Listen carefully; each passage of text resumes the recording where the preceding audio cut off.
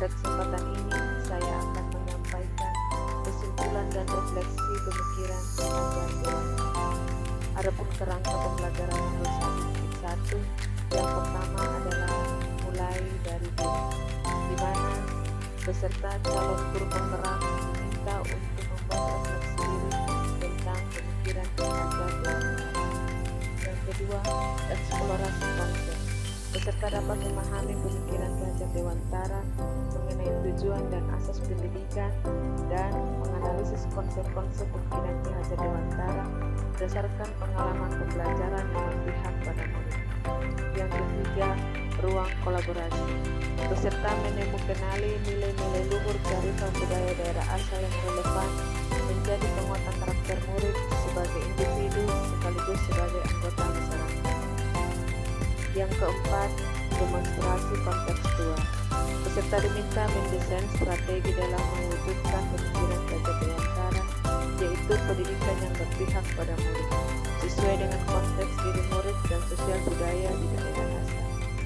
Yang kelima, elaborasi pemahaman. Calon guru penggerak diminta untuk menuangkan berbagai pertanyaan mengenai materi refleksi filosofis pendidikan nasional Ki Dewantara dan mengelaborasi pemahaman tersebut di dalam ruang diskusi bersama dengan instruktur. Yang keenam atau yang terakhir adalah koneksi antar materi.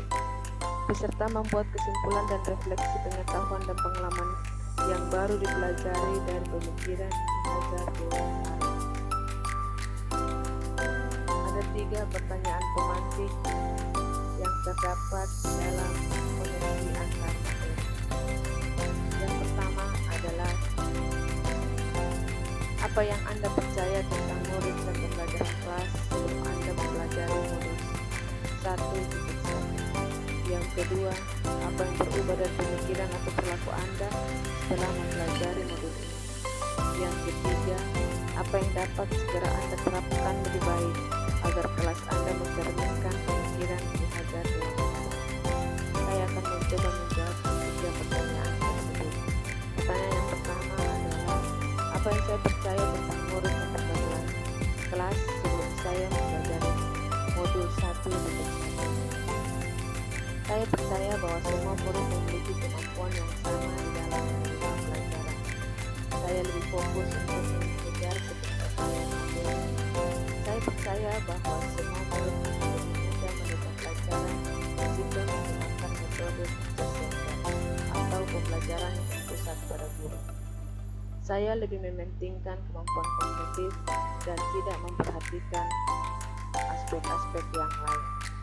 Saya bersikap menuntut dan tegas kepada murid. Apa yang saya ucapkan harus dipatuhi oleh siswa. Ternyata cara ini sangat salah karena saya membatasi kemerdekaan murid untuk bereksplorasi dan kreatif dalam proses pembelajaran. Murid juga akan merasa tidak nyaman dan cepat bosan di dalam proses pembelajaran. Yang kedua, apa yang berubah dari pemikiran atau perilaku Anda setelah mempelajari modul? Setelah mempelajari modul ini, saya mulai sadar bahwa apa yang saya lakukan selama ini dalam proses pembelajaran sudah sangat keliru. Hal-hal yang merubah pemikiran saya adalah semua murid harus diperlakukan sesuai dengan kodrat yang sama. Siswa menerima pembelajaran sesuai dengan kebutuhan. Pembelajaran yang berpusat pada murid atau studi. Pembelajaran harus bersifat holistik, meliputi cipta, rasa, dan bahasa. Membangun komunikasi yang baik dengan siswa, menciptakan suasana belajar yang nyaman dan yang ketiga, apa yang dapat Anda segera terapkan lebih baik agar Anda mencerminkan Saya akan mengenali dan menghargai setiap karakteristik siswa. Guru bukanlah satu-satunya sumber belajar. Pembelajaran akan lebih efektif jika berpusat pada murid atau student center. Pembelajarannya meliputi semua aspek, membangun komunikasi interpersonal dengan murid.